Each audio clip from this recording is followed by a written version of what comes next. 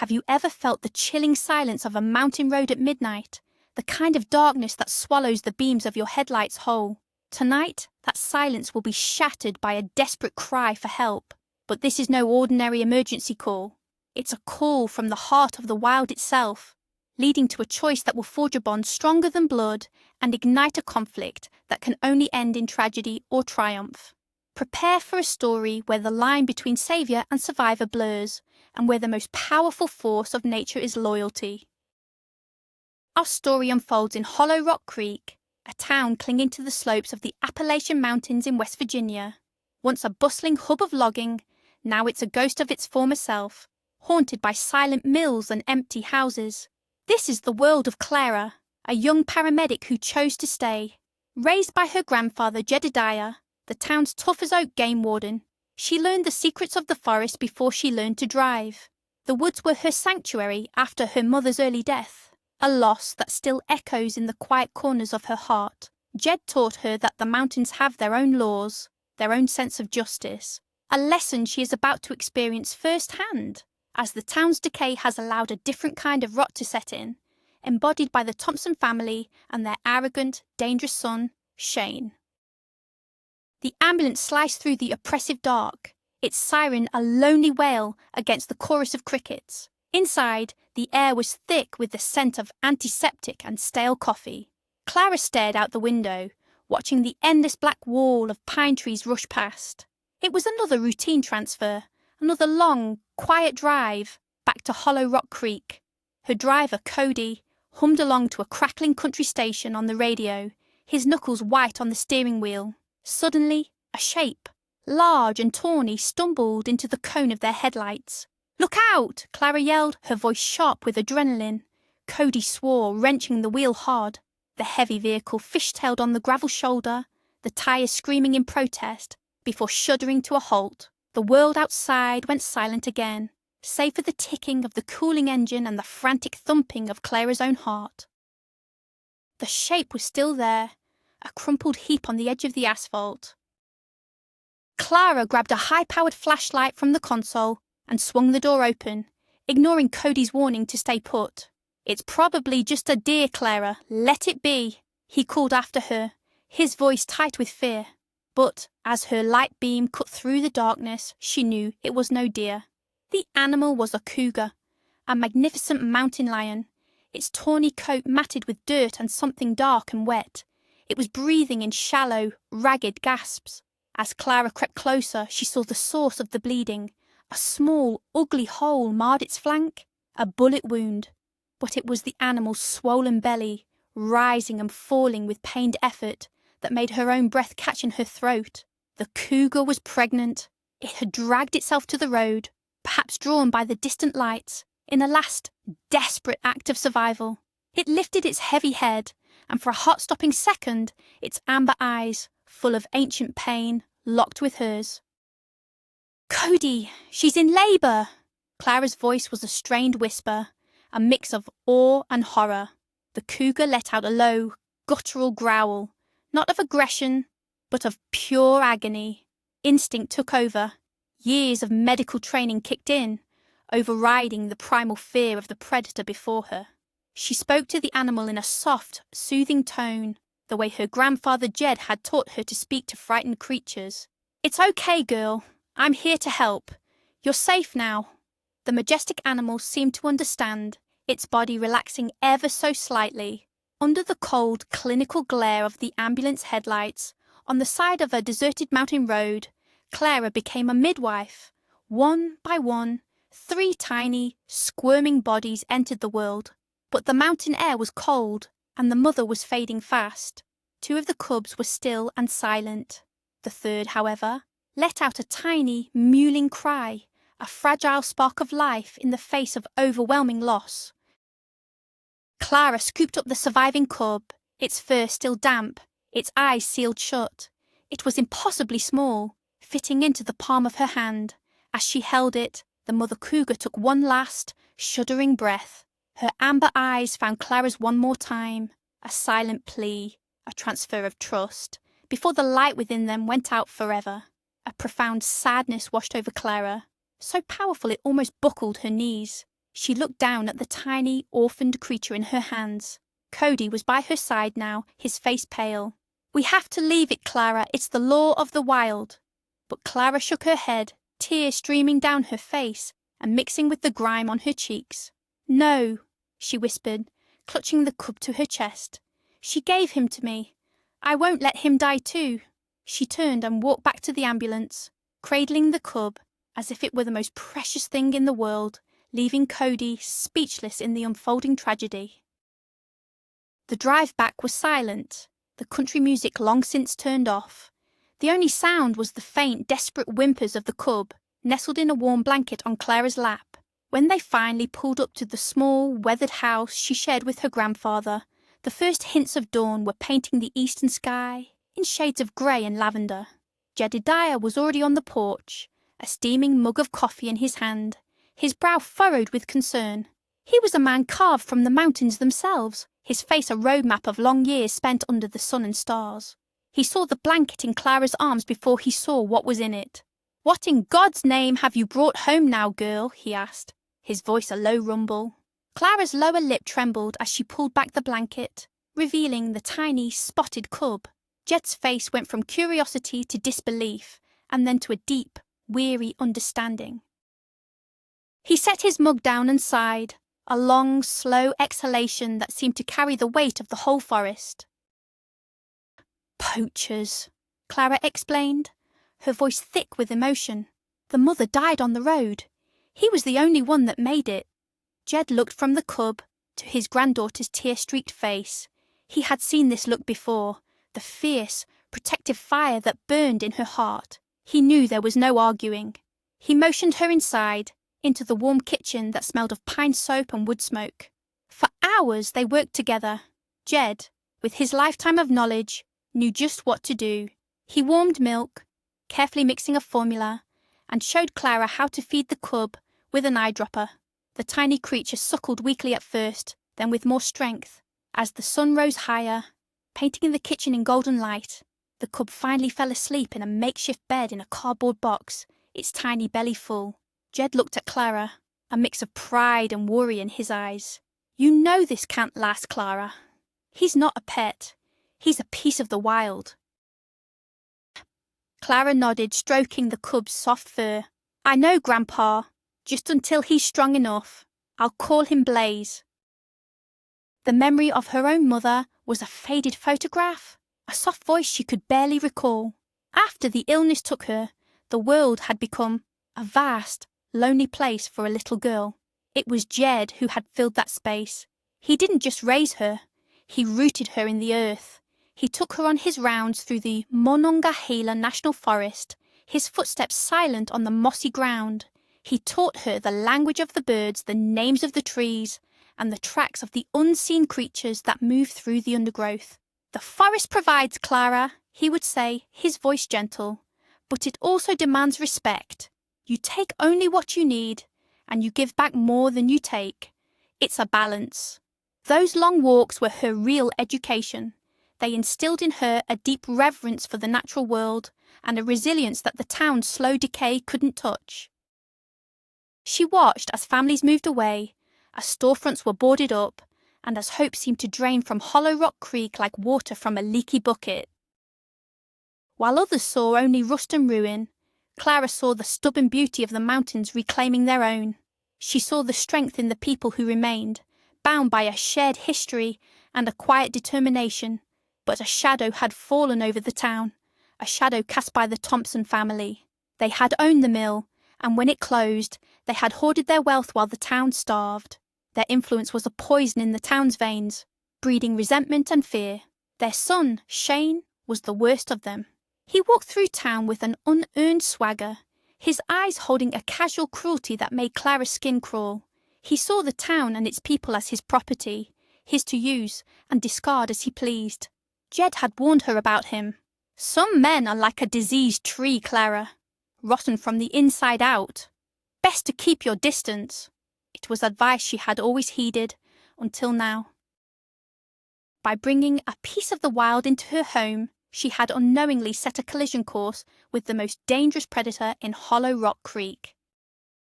The first few weeks with Blaze were a blur of sleepless nights and constant worry. He was so fragile, his life a flickering candle flame that Clara guarded with every fibre of her being. She fed him every 2 hours, his tiny sharp claws kneading her hand as he drank. She cleaned him with a warm, damp cloth, mimicking a mother's tongue. Slowly, miraculously, he began to grow. His sealed eyes opened, revealing irises the colour of a stormy sky. His legs grew stronger, and his clumsy toddle turned into a playful pounce. He became the centre of Clara's universe, a secret source of light and joy in her quiet life. He would chase her feet as she walked through the house, attack dust bunnies with ferocious growls, and fall asleep curled on her chest, his soft purr vibrating through her body. It was an impossible, magical time. She knew it was a fantasy, a borrowed dream, but she pushed away the inevitable future, content to live in the moment. Jed watched the bond grow with a heavy heart. He built a large, sturdy enclosure for Blaze in the backyard, hidden from view by a thick stand of pine trees. As Blaze grew from a handful-sized kitten into a lanky, powerful adolescent, the enclosure became his world. But sometimes, in the evenings, Clara would let him out, and they would play in the yard as the sun set behind the mountains. Jed saw the pure, unadulterated love in his granddaughter's eyes, and it pained him to know he would have to be the one to end it. "He's getting too big, Clara," he'd say gently over dinner. "His instincts are kicking in. Look at his eyes. He's not seeing a playmate anymore. He's practicing. He's learning how to hunt." Clara would always change the subject, refusing to acknowledge the truth. Blaze was her family, the living embodiment of a promise she made to a dying mother on a dark road. How could she ever let him go? The bond between them was more than just owner and pet. It was a silent, deep-rooted understanding. Blaze seemed to sense her moods. When she came home exhausted and emotionally drained from a tough shift, he would be calm and quiet, resting his heavy head on her lap. When she was happy, he was a whirlwind of playful energy, his antics making her laugh until her sides ached. She taught him commands, not through dominance, but through patience and trust. He would come when called, sit, and wait for his food. To her, he was a miracle of intelligence and affection. To the rest of the world, he was a ticking time bomb. The secret of his existence was a heavy weight. Only she, Jed, and Cody knew the truth. Every strange noise at night made her jump, terrified someone had discovered him. The thought of him being taken away, put in a cage in some zoo, or worse, was a physical pain, a constant knot of anxiety in her stomach. One evening, a deer wandered too close to the edge of the property. Blaze, who was in his enclosure, saw it. He didn't make a sound. His body went low and still, every muscle coiled like a steel spring. The playful cub disappeared, replaced by a deadly predator. His eyes, fixed on the unsuspecting prey, held a focus so intense it was frightening. A low growl rumbled in his chest, a sound Clara had never heard before. It was the sound of the wild, the call of his true nature. Jed came to stand beside her, watching the tense tableau. "You see, Clara," he said, his voice barely a whisper, "that's who he is. You can feed him and love him, but you can't change what he was born to be. It's a beautiful, dangerous thing, and it has no place here in this world." The deer eventually wandered off, and the tension broke. Blaze shook his head and trotted back to his water bowl, as if nothing had happened. But Clara couldn't shake the image from her mind. For the first time, she truly saw the powerful, untamable animal he was becoming. As Blaze grew, so did Shane Thompson's unwanted attention. He started showing up at the small diner where Clara sometimes ate after her shifts. He'd slide into her booth, uninvited, his presence sucking the air from the room. He smelled of expensive cologne and cheap whiskey. "Working hard, Clara?" he'd ask, a smirk playing on his lips. "A pretty girl like you shouldn't have to work so hard." His compliments felt like insults, coated in a slimy layer of entitlement. She would give him short, polite answers, her eyes fixed on her plate, praying he would just leave. But he thrived on her discomfort. He saw her not as a person, but as a challenge, another thing in the poor, broken-down town that he could conquer. The other patrons would look away, pretending not to notice. Nobody crossed the Thompsons. His father owned the mortgages on half the businesses in town, a fact Shane never let anyone forget. Clara did her best to avoid him, changing her routines, taking different routes home. But it was a small town, and his shadow seemed to be everywhere. He'd drive by her house slowly, his truck engine a menacing growl in the quiet street. He left a bouquet of expensive, out-of-place roses on her porch, which she promptly threw in the trash. His persistence was beginning to feel less like a clumsy courtship and more like a hunt. A cold dread started to build in her stomach. She told Jed about it, trying to make it sound like a minor annoyance, but he saw the fear in her eyes. His own gaze hardened. "You stay away from him, you hear me? He's poison." But they both knew it wasn't that simple. In Hollow Rock Creek, you couldn't just get away from the Thompsons. They were woven into the very fabric of the town's decline, like a fungus growing on a dying tree. The escalation was inevitable. One afternoon, as Clara was leaving the small grocery store, Shane cornered her in the parking lot, blocking her path with his large frame. "Why are you avoiding me, Clara?" he asked, his voice losing its playful edge and taking on a harder, more demanding tone. "You think you're too good for me?"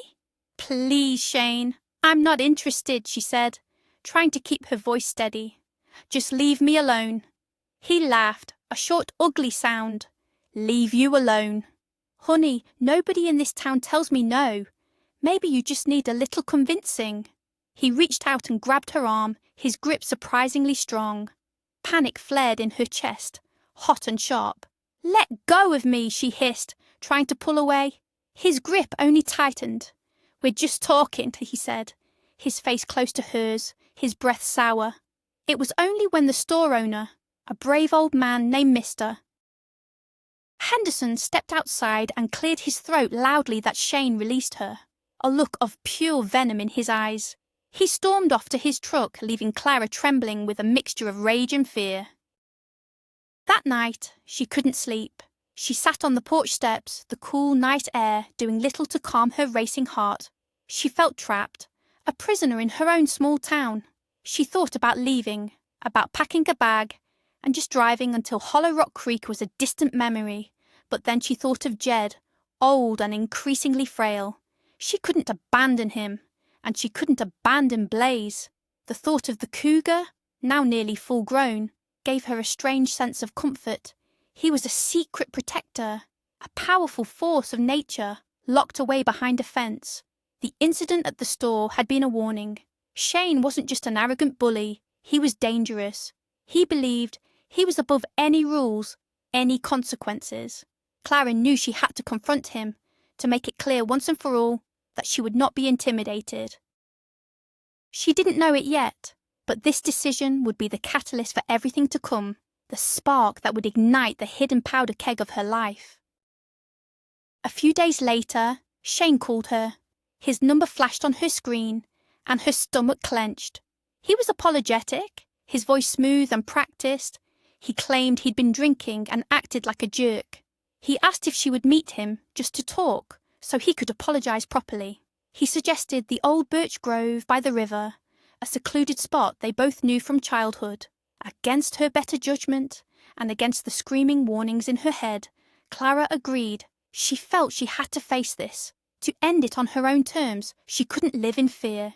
She told Jed she was going for a walk, deliberately omitting her destination.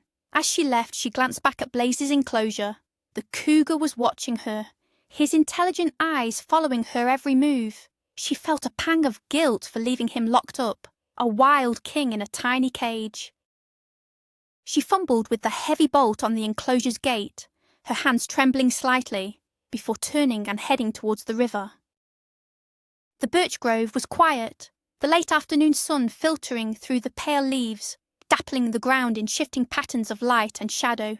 The air smelled of damp earth and river water.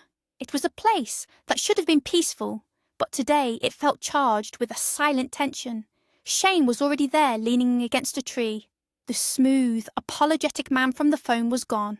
His eyes were glassy, and she could smell the alcohol on him from 10 feet away. "Glad you could make it," he said, his words slurring slightly. "I knew you'd come around." I came to tell you to stay away from me, Shane, Clara said, her voice stronger than she felt. This is over. I want you to leave me alone. A dark smile twisted his lips. Over? It hasn't even started. I run this town, Clara, and I get what I want. He took a step towards her, and the pretense of civility vanished completely, replaced by a raw, predatory menace. He lunged for her. Clara tried to run, but he was too fast. He grabbed her, his hands like iron vices, and threw her to the ground. The impact knocked the wind out of her. Panic, cold and absolute, seized her. She fought back, kicking and scratching, but he was too strong, his weight pinning her down. You think you can fight me? He grunted, his face contorted with rage. You think you're better than me? His words were a venomous hiss in her ear as he fumbled with his belt buckle. A wave of pure terror washed over Clara. This was it, the end of everything. She screamed, a raw, primal sound of desperation that was swallowed by the rustling leaves of the indifferent trees. She closed her eyes, a single tear of despair tracing a path through the dirt on her cheek. The world narrowed to the sound of his ragged breathing and the thundering of her own blood in her ears. The attack came from nowhere. One moment, there was only the horrifying weight of Shane on top of her. The next, there was a sound, a blur of motion, a deep-throated snarl that was less an animal noise and more the sound of pure fury being ripped from the earth. Shane was lifted off her as if he were a rag doll, a choked scream escaping his lips. Clara scrambled backwards, crab-walking through the dirt, her mind struggling to process what was happening. Standing over Shane was Blaze. He was no longer a cub or an adolescent. He was a magnificent, terrifying predator. His muscles bunched under his tawny coat, his lips were peeled back to reveal gleaming white fangs, and a sound of pure rage rumbled in his chest. He wasn't just big, he was the living embodiment of wild justice. In her haste and agitation before leaving, she must not have secured the bolt on his gate properly. Her mistake had just become her salvation. Shane lay on the ground, clutching his arm, his face a mask of shock and agony. Deep bloody gashes ran from his shoulder to his wrist, where Blaze's claws had connected. The Cougar didn't press the attack. He stood over the whimpering man, a silent, menacing guardian. He then turned his head, and his eyes, no longer stormy grey but a piercing, intelligent gold, met Clara's. The rage in them softened, replaced by a look of clear recognition. He took a step towards her and nudged her hand with his head, a gesture he had made 1,000 times before. The spell of horror broke, and Clara threw her arms around his thick neck, burying her face in his fur, her body shaking with violent sobs of relief and terror. Blaze stood perfectly still, allowing her to cling to him, a solid, warm anchor in a world that had just been torn apart. He had saved her. Her impossible secret friend had saved her life. The aftermath was swift and brutal. Shane, clutching his bleeding arm, stumbled back to his truck and sped away. The story he told his father was a twisted version of the truth, a vicious, unprovoked attack by a wild animal Clara kept illegally. Within an hour, 2 sheriff's department trucks were kicking up dust on the road to Jed's house. Shane's father, a big, imposing man with cold, dead eyes, was with them. He didn't shout. He spoke in a low, dangerous voice that was far more terrifying. "You have a choice, Jedediah," he said, his gaze flicking from the old man to a pale but defiant Clara. "You get rid of that animal tonight. You take it out to the woods and put a bullet in it. Or I will have the state come in here, take your granddaughter for endangering the public, and I'll burn this whole place to the ground. Do you understand me?" The threat hung in the air, thick and suffocating. There was no law in Hollow Rock Creek but Thompson law. There was no choice to be made. Clara knew it. Jed knew it. To fight would be to lose everything. Later that evening, the reality of their situation settled in like a cold fog. Clara sat in the enclosure with Blaze, her tears falling silently onto his thick coat. The Cougar seemed to know something was wrong. He was subdued, resting his head on her knees and looking up at her with his soulful golden eyes. He licked the tears from her cheeks with his rough, sandpapery tongue. Each touch was a fresh wave of agony. How could she do this? How could she condemn the creature who had just saved her life? Jed came and stood at the gate, his face etched with the pain that mirrored her own. "I won't kill him, Clara," he said, his voice hoarse. "I can't. But we can't keep him. He has to go back where he belongs, far away from here. It's the only way." Clara looked up at her grandfather, a sliver of desperate hope piercing through her despair. "You mean release him?" Jed nodded grimly. "Deep in the national forest, miles from any road or town. It'll be hard on him. He might not make it, but it's a better chance than he has here. It gives him the dignity of fighting for his own life, in his own world. It's the right thing to do. The only thing." The words were a death sentence and a prayer all at once. The thought of Blaze, alone trying to survive in a world he barely knew, was devastating. But the alternative, a bullet or a life in a cage, was unthinkable. She knew her grandfather was right. She hugged Blaze one last time, a long, desperate embrace, whispering her goodbyes into his fur. "You have to be strong," she sobbed. "You have to survive. I love you." The cougar whined softly, as if he understood every word. Getting Blaze into the transport cage in the back of Jed's old pickup truck was the hardest thing Clara had ever done.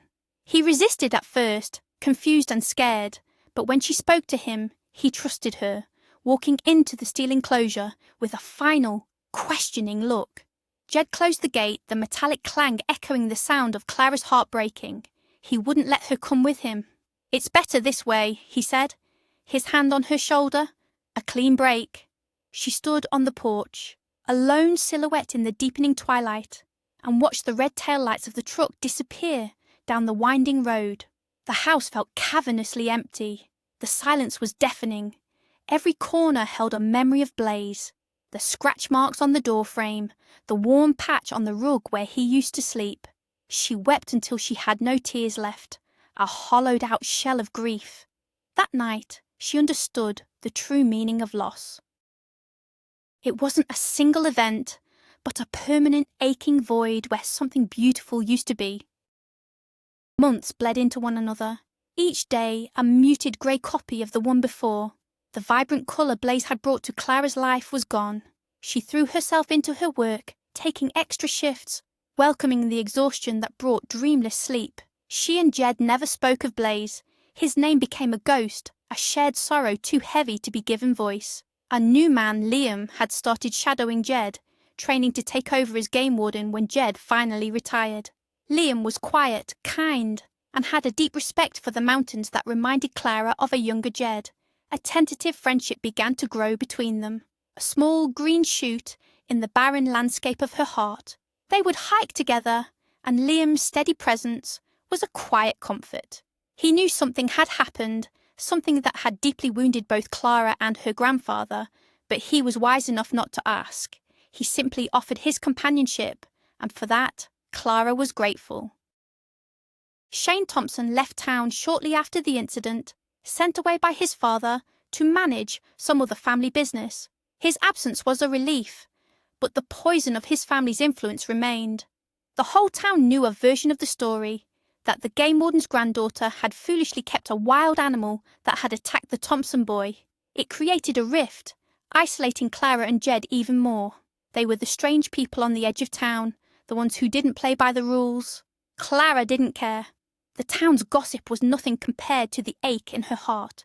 Sometimes, when looking out at the vast, green expanse of the forest, she would wonder about Blaze. Was he alive?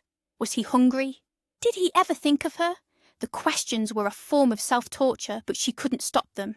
He was a part of her, a wild piece of her own heart, now roaming the endless, unforgiving mountains. One crisp autumn morning, Jed packed his old canvas rucksack for a 3-day patrol into the most remote sector of the forest. It was a routine trip he'd made hundreds of times. "Just checking on the old survey markers," he told Clara, ruffling her hair. "I'll be back Friday before the storm rolls in." He promised to call on the satellite phone that evening. But evening came and went with no call. Clara told herself not to worry.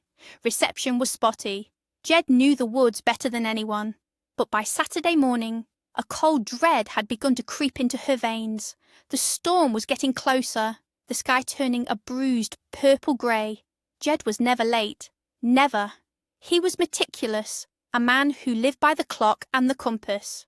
She called Liam, her voice tight with a panic she could no longer suppress. "It's Jed," she said, her voice cracking. "He's not back. Something's wrong. I can feel it." Liam didn't hesitate. "Meet me at the ranger station in 20 minutes. Show me on the map where he was headed." Within the hour, they were in Liam's 4x4, bouncing down the same forgotten logging roads Jed had taken 2 days earlier.